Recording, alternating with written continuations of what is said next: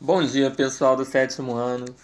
Hoje nós vamos falar sobre as características da agropecuária no nosso país, da agropecuária no Brasil.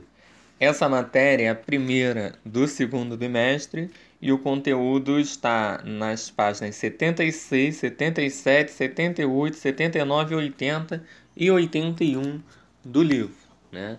Então a gente vai começar a falar sobre a agricultura no Brasil e as principais características da agricultura ao longo da sua história foi que ela se desenvolvia em propriedades monocultoras, ou seja, eram grandes propriedades que se fazia o cultivo de apenas um produto, um elemento, né? E também ao longo da história, nós tivemos a mão de obra escravizada sendo utilizada nos engenhos, nas lavouras. Então, a agricultura no Brasil ela surge desses dois aspectos, né? Propriedade monocultura e mão de obra escravizada. Aí nós estamos vendo os principais ciclos agrícolas que nós tivemos no nosso país, né? A cana-de-açúcar, ela por muito tempo foi o principal produto agrícola que o Brasil exportou, né? E posteriormente nós tivemos a plantação de algodão, que também teve um destaque gigantesco para a economia brasileira. E mais recente, no século XIX, nós tivemos as plantações de café. Então, esses três ciclos eles foram utilizados em propriedades monoculturas, eles geraram muita riqueza para o Brasil e eles eram voltados principalmente para o mercado externo. Era plantado aqui e vendido para o exterior. E aí o Brasil ganhava dinheiro com isso, né? A cana-de-açúcar, nós temos o destaque dela em várias regiões do Brasil, mas principalmente na região Nordeste, né? E o café, nós podemos destacar a região sul-fluminense do Rio de Janeiro, onde algumas cidades como Vassouras, como Resende, elas foram extremamente importantes nesse plantio, principalmente Vassouras, né? Que até hoje não mais, né? Tem plantio lá, o solo ficou extremamente desgastado, mas até hoje eles vivem dessa história, né? A cidade se tornou meio que turística e ela vive do seu passado histórico, com casarios antigos, né? Um turismo em cima desse seu passado histórico.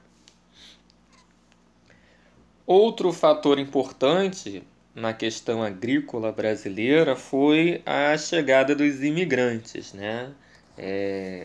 Assim, os imigrantes trouxeram uma agricultura que até então não era desenvolvida no Brasil, que era uma agricultura com propriedade policultoras, né? Se a gente tinha monocultura como base no Brasil, com a chegada dessas pessoas, a policultura começa a ser praticada.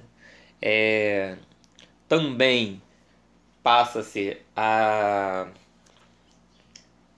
ter uma agricultura de subsistência, né? Subsistência é quando o indivíduo planta para o seu próprio sustento, para a sua própria alimentação. E o restante, o excedente, ele vende, né? E também essa agricultura ela começa a ser pensada, começa a ter uma preocupação em abastecer o mercado interno, né? Porque a população brasileira começou a crescer de uma forma bem acelerada, então era necessário abastecer não só o mercado externo, mas também o mercado interno. Então os imigrantes eles vêm para fazer essa mudança no nosso país, né? E são principalmente imigrantes italianos, imigrantes japoneses, poloneses que vêm, né? Alemães também, que vêm e se instalam principalmente no sul do país, né? Existem várias cidades do Rio Grande do Sul, de Santa Catarina, que têm essa influência alemã, tem essa influência italiana, em que as famílias elas são de origem, né, desses países e até na escola eles ensinam a língua desses países, né? Em Caxias do Sul, por exemplo, que é uma cidade fundada por italianos, é, a língua italiana ela é obrigatória no ensino regular das escolas, né? Então há várias cidades no sul do Brasil com essa dinâmica, né? Blumenau, é, e São Joaquim, né? Tem várias cidadezinhas pequenas que são hoje desenvolvidas e que ainda hoje vivem do cultivo da agricultura, né? De vinho, né? De vários cultivos que os imigrantes, principalmente europeus, mas também os japoneses, trouxeram para o nosso país, né? E aí a gente vai falar sobre a pecuária no nosso país. O Brasil tem uma pecuária bem importante, né, do ponto de vista econômico, a pecuária é bastante importante, tem uma quantidade de rebanho bem grande, e nós temos dois tipos de pecuária. Do lado esquerdo nós estamos vendo a pecuária intensiva e do lado direito a extensiva, né? Vamos às diferenças entre elas. A intensiva, como vocês podem ver aí, o gado é criado confinado, preso.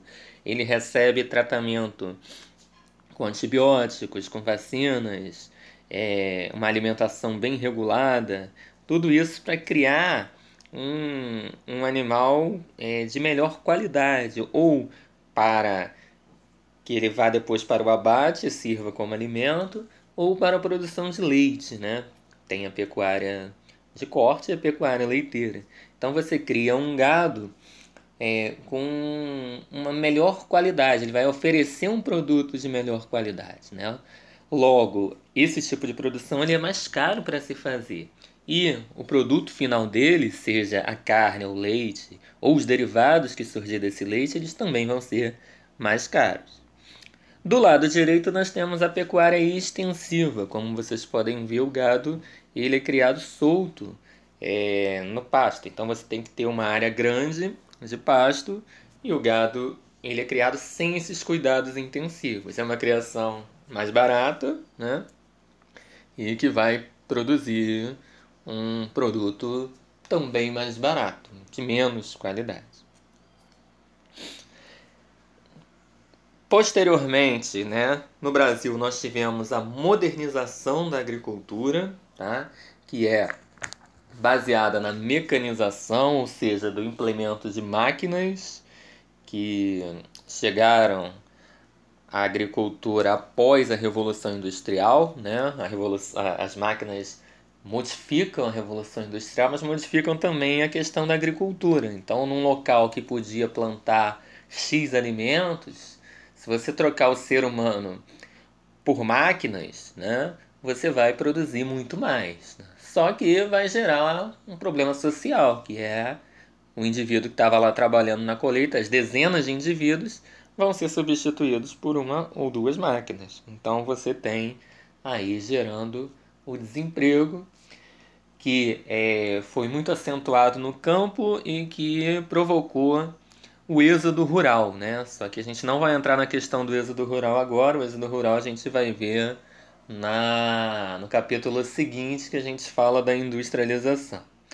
Também é característico da modernização da agricultura a Revolução Verde, né? A Revolução Verde, ela ocorreu fora do nosso país, ela surgiu nos Estados Unidos e foi implementada aqui no Brasil. E trata-se do desenvolvimento de fertilizantes, defensivos agrícolas, agrotóxicos, sementes padronizadas, o aperfeiçoamento de equipamentos para o plantio e para a colheita. Então, tudo isso era feito meio que artesanalmente antes. E aí você consegue, com a Revolução Verde, aperfeiçoar tudo isso e fazer com que houvesse um padrão mundial de produção, de colheita, né, de uso de agrotóxico, né? O agrotóxico que hoje a gente discute aí que é um grande mal para a nossa alimentação, para o nosso corpo humano, ele começa a acelerar a produção de alimentos, né? Até 1950, 60, a gente não tinha alimentos suficientes para abastecer o mundo inteiro. E com a Revolução Verde, com a aceleração, com o uso de agrotóxico, hoje você tem alimentos suficientes para suprir a fome do mundo inteiro. Mas professor, tem gente que passa fome na África, tem gente que passa fome na América Central, tem gente que passa fome no Rio de Janeiro. Sim, mas aí é uma questão política, né, de má distribuição, né, de alimentos. Há uma concentração de renda nas camadas mais ricas da população. Tem muita gente que não come, mas há alimentos sim suficientes para abastecer o mundo inteiro, tá? Então falei também da concentração fundiária, né, que é um outro problema no Brasil, que são as terras concentradas nas mãos de poucas pessoas ou de uma pessoa. Então ela acaba centralizando a produção e centralizando os ganhos, a renda, enquanto muita gente que poderia viver do campo, poderia viver da renda que o campo traz, ela não tem onde plantar, tá? Nós temos aí uma solução para o uso de agrotóxico. A gente sabe que o agrotóxico ele faz muito mal à nossa saúde, que é a agricultura familiar, né? Como o próprio nome diz, ele é mantido, ele é gerido por famílias, né? E é caracterizado por pequenos estabelecimentos, né?